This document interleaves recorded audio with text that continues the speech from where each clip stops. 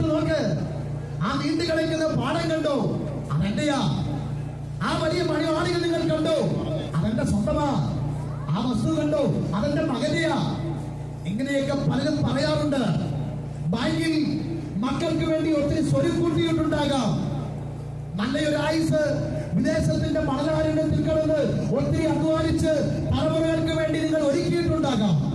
പക്ഷെ പ്രിയ സ്നേഹിത, നമ്മൾ അകത്തേക്ക് വലിക്കുന്ന ശ്വാസം അത് പുറത്തേക്ക് വിടാൻ കഴിഞ്ഞില്ലെങ്കിൽ, പുറത്തേക്ക് വിടുന്ന ശ്വാസം അത് അകത്തേക്ക് എടുക്കാൻ കഴിഞ്ഞില്ലെങ്കിൽ, പ്രിയ സ്നേഹിത, സമയത്തോട് സമയം തികയുന്നതിന് മുൻപ് ആരുടെയെങ്കിലും ഔദാര്യം കൊണ്ട് വാടകയ്ക്കെടുത്ത ഒരു ഫ്രീസറിനുള്ളിൽ നമ്മളെയും കാലും കൈയും താടിക്ക് വട്ടത്തിൽ ഒരു കെട്ടി കെട്ടി ആ ഫ്രീസറിനകത്ത് നമ്മളെ കടത്തും.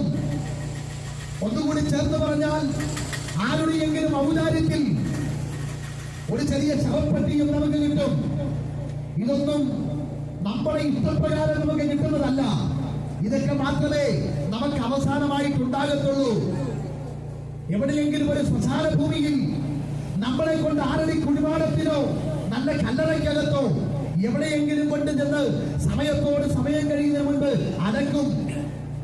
കേവലം 48 മണിക്കൂർ കഴിയുമ്പോൾ നമ്മുടെ ഉദരം പൊട്ടിത്തെറിക്കും. നമ്മുടെ ശരീരം ചീഞ്ഞഴുകാൻ തുടങ്ങും. നമ്മുടെ ഉദരത്തിൽ തന്നെ നമ്മെ കാത്തു തിന്നേണ്ടുന്നതായിട്ടുള്ള വേംസ് അഥവാ പുഴുക്കൾ നമ്മുടെ ഉദരത്തിലുണ്ട്. 48 മണിക്കൂർ കഴിയുമ്പോൾ ആ പുഴുക്കൾ നമ്മളെ കാത്തു തിന്നാൻ തുടങ്ങും. പ്രിയ സ്നേഹിത, എത്ര ആരോഗ്യമുണ്ടെങ്കിലും എന്തൊക്കെ സ്വപ്നങ്ങളകത്തുണ്ടെങ്കിലും മരണത്തിന് പ്രായഭേദ വ്യത്യാസമില്ല. കുടിലാണെങ്കിലും കൊട്ടാരമാണെങ്കിലും എത്ര വലിയ താഴിട്ട് കൂട്ടിയ മണിമന്ദിരമാണെങ്കിലും മരണമെന്ന കോമാളി അത് രംഗപ്രവേശനം ചെയ്യുമ്പോൾ എനിക്ക് കഴിയില്ല എന്ന് പറയാൻ ആർക്കാ കഴിയുക? അതുകൊണ്ട് പ്രിയരെ, സമയം വളരെ ഹ്രസ്വമാണ്. ഈ കേൾക്കുന്ന സന്ദേശം നാളെ ഒരു പക്ഷേ നിങ്ങളുടെ കാതുകളിലേക്ക് കടന്നു വന്നു എന്ന് വരില്ല. അതിനു മുൻപ് തീരുമാനമെടുക്കുക.